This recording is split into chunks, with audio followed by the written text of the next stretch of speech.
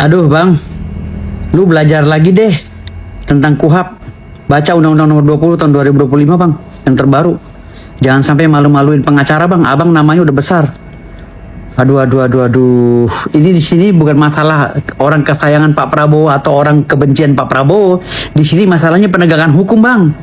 Penegakan hukum secara normatif harus dilaksanakan bang. Pak Prabowo itu banyak banget orang yang disayang sama dia. Ya termasuk Pak Edi Prabowo dulu, kasus Benur, itu juga di penjara.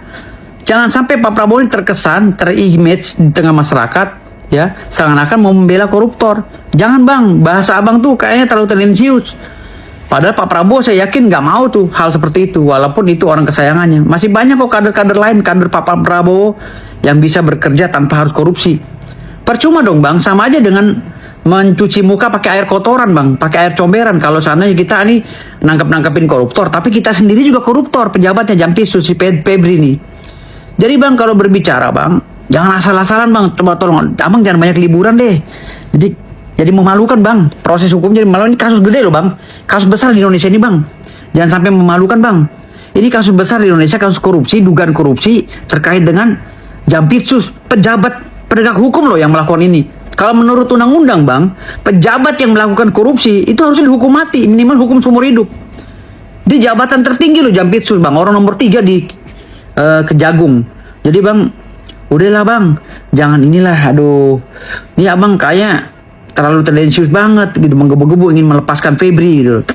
Dengan kalimat-kalimat yang ini bukan rumahnya, ini bukan uang, ini uang titipan yayasan. Emang bisa Jampitsus menerima titipan uang, menerima titipan emas? Atau keluarganya Jampitsus menerima titipan emas? Emang bisa? Bang, saya aja bang, saya masih keponakan Pak Anwar Usman, Ketua Mahkamah Konstitusi. Mau foto aja susah bang, walaupun saya udah diskusi dari pagi sampai sore, dari malam sampai subuh sama om saya. Mau foto aja susah. Jangan mau nitipin uang, bilang sama om saya, om bisa nitipin uang di rumah Om Anwar Usman, Ketua Mahkamah Konstitusi. Nih saya ada uang yayasan, titipin. Mana mau? Pejabat tuh gak ada yang mau bang. Jadi kalau seandainya pejabat itu mau dan ada saudaranya yang mau juga menitipkan uang di situ, membuat brankas sebesar itu dengan cara pembuatannya nggak tahu dah berapa lama, itu ada apa bang? Abang juga harus paham analisa yuridis bang. Dan kalau masalah terkait dengan polisi, abang jangan mojokin polisi bang. Polisi masalah beliau itu ingin menetapkan itu sebagai tersangka Febri Adrianto, itu sudah tepat bang. Abang berkata harus diperiksa dulu si terlapornya, harus diperiksa dulu si pelakunya. Nggak perlu bang. Di pasal 90 ayat 2 bang, ayat 2 ayat 3 abang baca. Baca baik-baik sambil abang ngopi di Bali. Ya, sambil abang healing. Sambil abang di pesawat baca baik-baik KUHP yang terbaru bang. Undang-Undang Nomor 20 tahun 2025. Setiap pemeriksaan pada pidana khusus, ya, yang berkait dengan tangkap tangan, ya, tangkap tangan tentang barang buktinya dan lain-lainnya, itu tidak perlu pemeriksaan terlebih dahulu si pelakunya bang. Polisi juga berhak untuk menetapkan tersangka asal ada 2 alat bukti. Nanti masalah benar atau salahnya di persidangan. Setelah P21 lalu tahap 2-nya ditahan, lalu disidangkan di pengadilan. Gitu loh bang. Jadi abang jangan sampai berstatement bahwa ini belum diperiksa.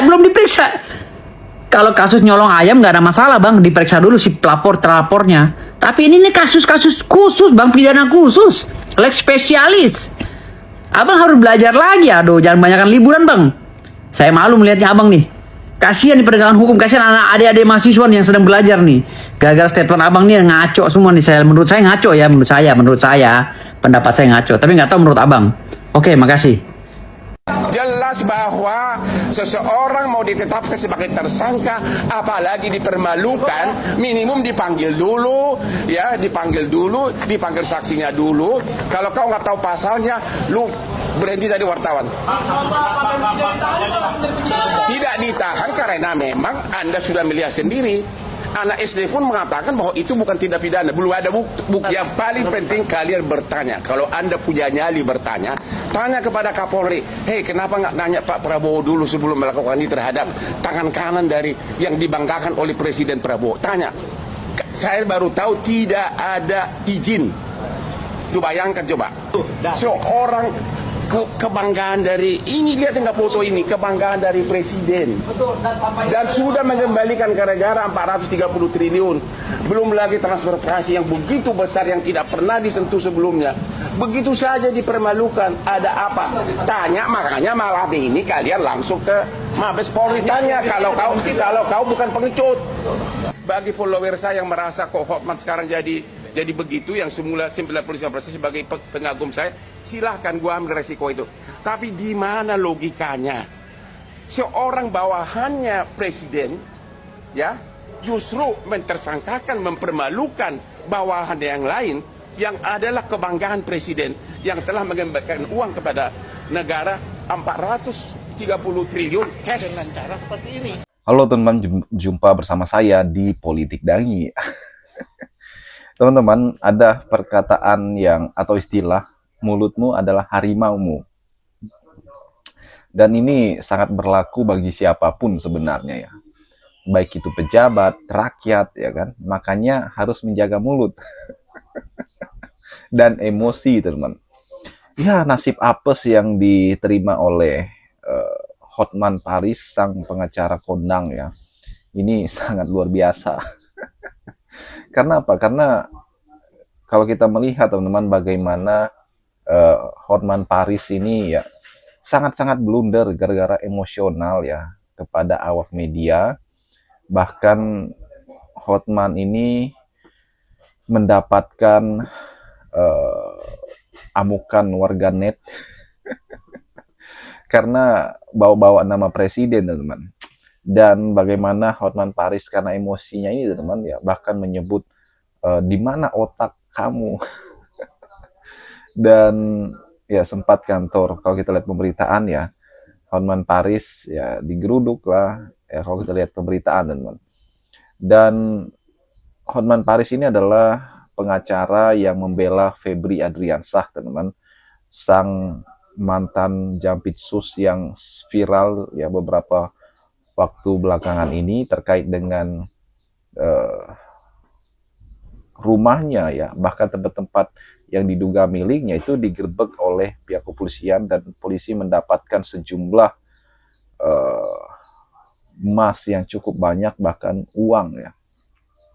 Dan diduga ya mantan Jampitsus ini menerima suap dan pencuci uang, teman-teman, sehingga ia pun ditetapkan sebagai tersangka. Nah, yang menarik adalah bagaimana Hotman Paris ini ya menjadi pengacaranya dan membawa-bawa nama presiden, teman-teman.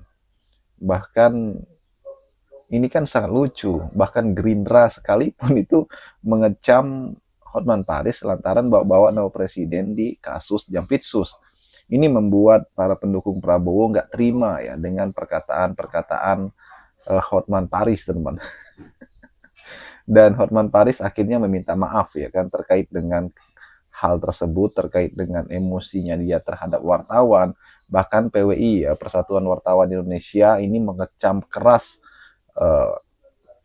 pernyataan Hotman Paris yang betul-betul tidak atau niradab ini, teman, yang sangat-sangat ya diduga merendahkan profesi dari wartawan ya kan. Bagaimana menurut kalian? Kita diskusi di kolom komentar ya. Sampai jumpa lagi, teman-teman.